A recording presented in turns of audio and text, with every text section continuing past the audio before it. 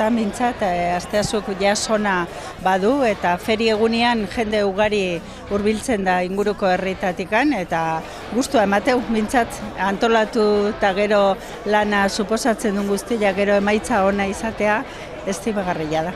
Aurten, azkenen urtetan bezala, posto desberdina dauzkagu frontoia eta karpan, guztira 50 postotik gora dira, eta gero hemen Ibargaiko soruan ganadu desberdina daukau. Dana, erabat hemen dauden animali guztik herrikoa dira. Eta ikusten da, indarra badula, baserriak badue bere garrantzia, landa eremu bizigea, eta hemen nabarmentzen da ze lan egiten duten.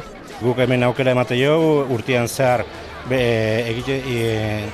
egiten dituzten produktuak eta hemen saltzeko aukera izateko, eta adibidez urtero jartze deun tabernan bertako txekor bat erretze deu, jendeak degustatzeko, eta exito desente izaten nahi da, osea, baserritar ere horta lagundu jo.